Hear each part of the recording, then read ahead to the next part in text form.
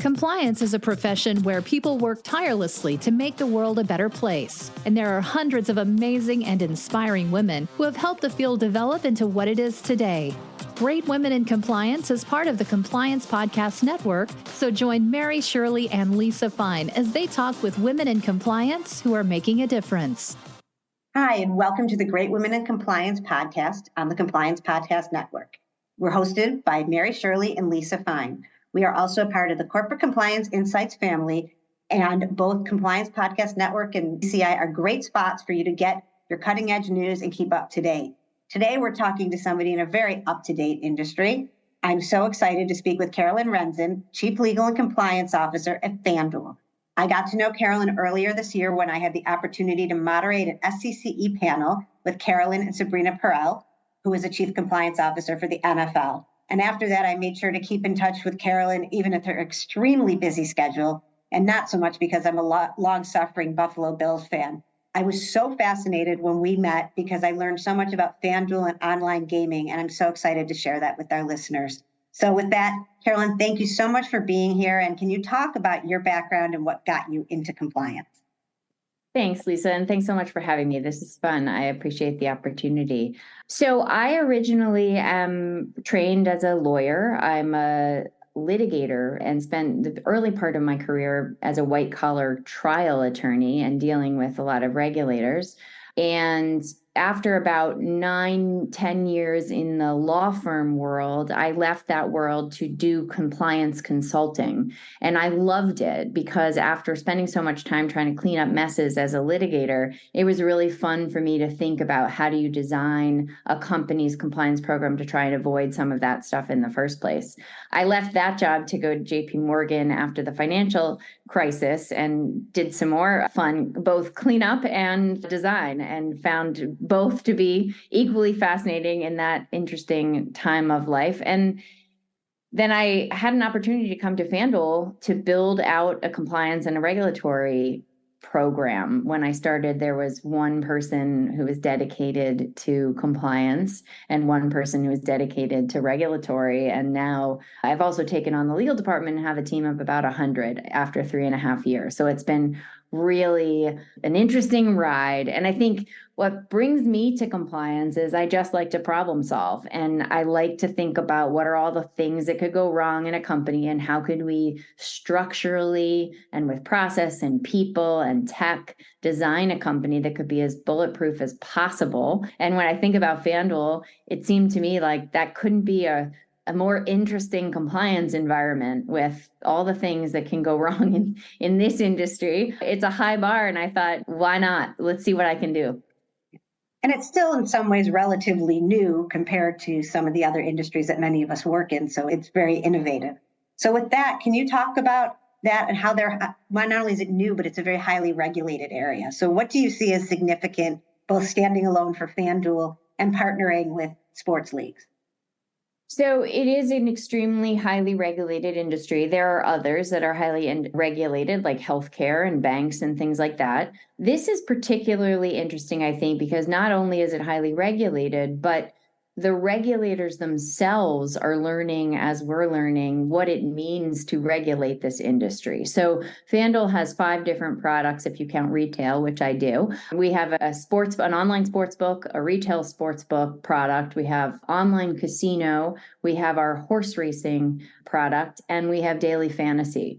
And so each of those is regulated differently, sometimes by different regulators in different states, and each state has a different constellation of the products that they permit. And so what that means is every time we launch into a new state, we need to learn the new regulations. The company's processes need to accommodate those new regulations, and we need to meet the new regulators, and they need to meet us. And many times that we've launched into a new state, the state regulators themselves have never done this before. So we may be more experienced than the regulators themselves on how to regulate us. So there's a really interesting learning opportunity for us to get to know these regulators and learn alongside them what it means to be regulated in that product and in that state. And so we have close relationships with these regulators, and sometimes we don't always get things exactly right, and we need to learn what that looks like, and it's different in every state.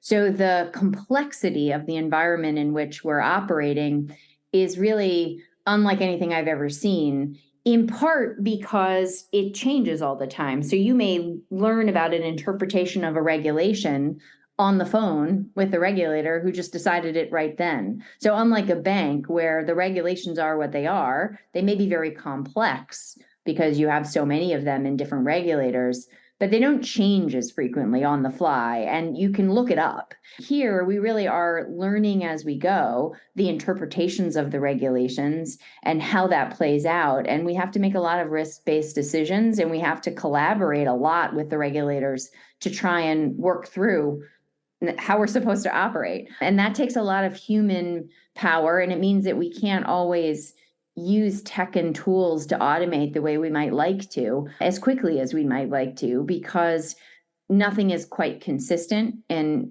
we're still learning. I think in a few years, it's going to be a lot easier to try and automate things because everybody will know what the rules are.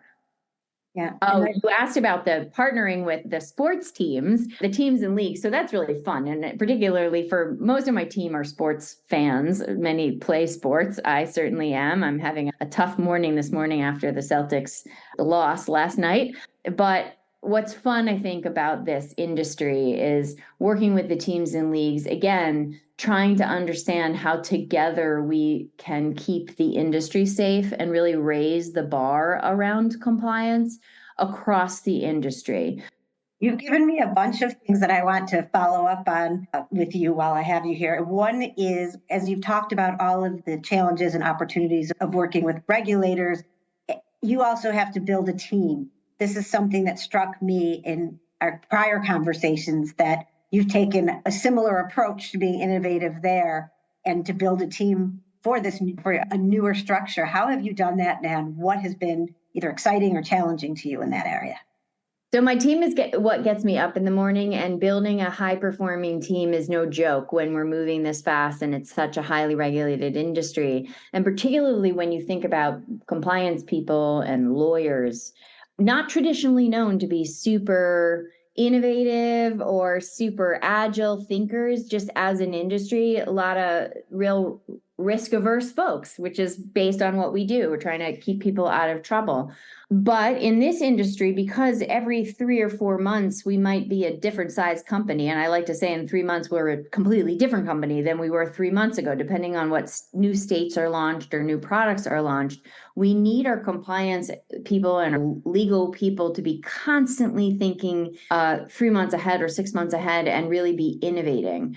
So one of the things that I do for every person that I hire, first, I'm always hoping, I can tell in an interview, I'm hoping for that person who feels stuck and feels like they're biting at the bit to fix things, but they can't because they're in some industry where it's really hard to make change. And I'm always like, if you come here, you're going to not only be able to make change, but I'm going to ask you as part of your job to make change. And so one of the things I do is I meet with every single new hire on my team, regardless of their background, and in the first month of their hire. And I talk to them about my expectation of them, that they not only really own the piece of this puzzle that they work in, so that they can both be accountable for the work that's done, but also take pride and brag about the work that they do. But then I say to them that my expectation for them is that they do it in the best, smartest, fastest, and most innovative way, and that I want to hear back from them if they're seeing things that aren't functioning the right way.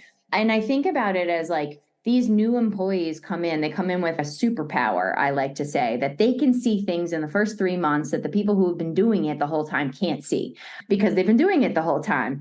But at the same time, during those first 3 months, a new employee is like the most likely to keep their mouth shut because they don't want to be rude and say, hey, you guys are doing this thing all wrong. So what I do when I meet with them in that first month, I empower them to say, look, you can do it politely, but my expectation of you is that you're going to raise those things because I I don't know where things are not efficient enough or using wrong tech or tools or bad processes.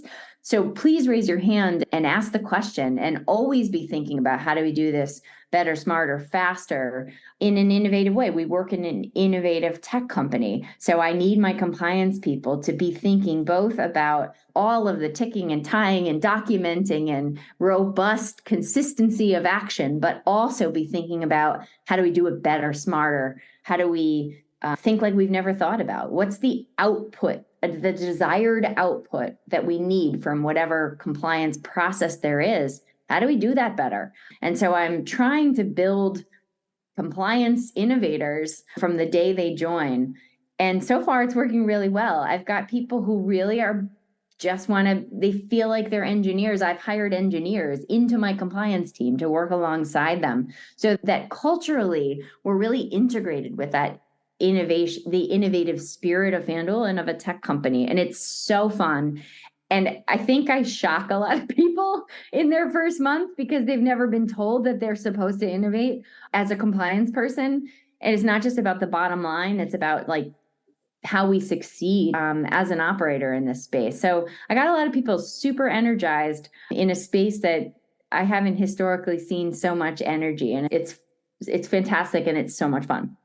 Obviously, your enthusiasm for it and your ability to grow and to scale to address things is also fantastic. It makes other people excited. People talk a lot about the tone from the leader of a group. So you've clearly helped bring that in so that people are excited from day one and get to contribute.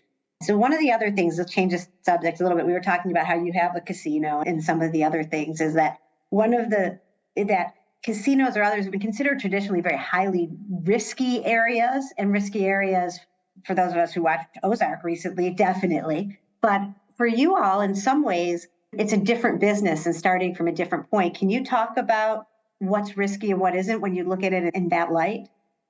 Yeah. So I think there's tons of risks in any company, of course. And I think we've got our risk because we have this highly complex regulated environment. We have risks that we're going to violate a regulation at any moment, like any company does. I think, to your question about the history of casinos, one of the things that I find really interesting is, you think about an online casino or online betting generally, and you think, my gosh, if someone can walk into a casino with a bag of cash and they're a bad person and they're going to do bad things with that bag of cash, imagine how easy it would be to commit a crime when it's online and you're in your pajamas and no one can see you with that bag of cash. And you think, my gosh, that must be so dangerous. You must have money laundering and corruption and all of this. And what's actually fascinating is the online world of casino and gambling and gaming is actually significantly less risky than the physical gaming industry, in part because we don't have a lot of cash. And part of the thing that makes cash risky is it's anonymous. So you can walk into a casino and nobody knows who you are, and you put down your money and play blackjack, and you can walk out and nobody's asking you a lot of questions. Now, I don't work in a land-based casino. I'm sure they do ask questions, and I don't mean to say in any way that the land-based casinos are so risky, but I'd say only about 5% of FanDuel's money that's coming in and out is cash. And most of that cash is actually inside existing land-based casinos.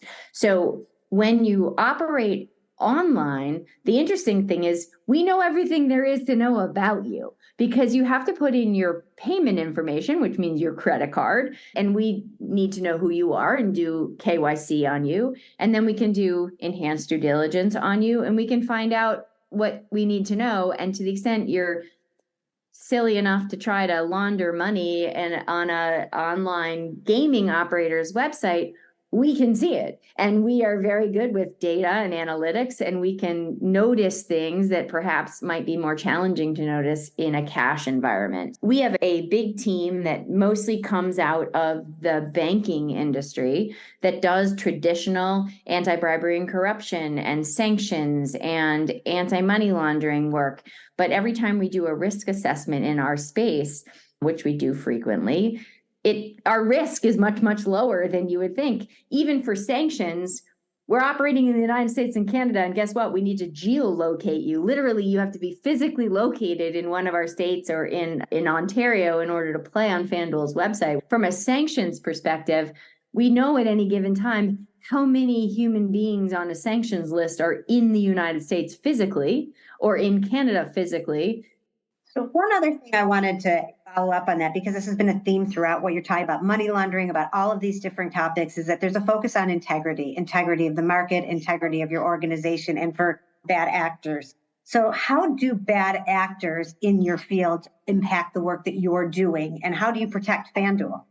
Yeah, I think in that sense, we're really like most other online businesses in the sense that bad actors are the folks who are trying to take over real people's accounts and take advantage of holes in cybersecurity or trying to launder money online. And I think like other online companies, we spend a lot of time thinking about identity management, thinking about, are you the person that you say you are?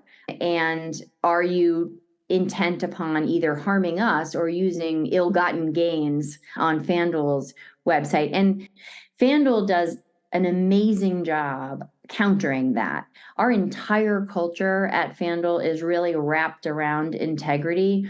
We have one of our employee principles is winning with integrity. And we do a lot of talking about that, thinking through at every moment, in every interaction that you have with other employees of FanDuel's, with partners of FanDuel's, or with customers, or with regulators, we aim to win with integrity, meaning we're going to win. We're going to work as hard as we can to compete, but we're always going to do it the right way.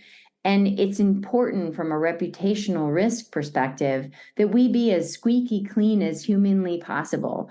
We're trying to balance the risks, but also enable people to enjoy our product. And my goal all the time is to make sure that our customers know that we've got their backs and that we're going to do the right thing by our customers. And that's what winning with integrity means.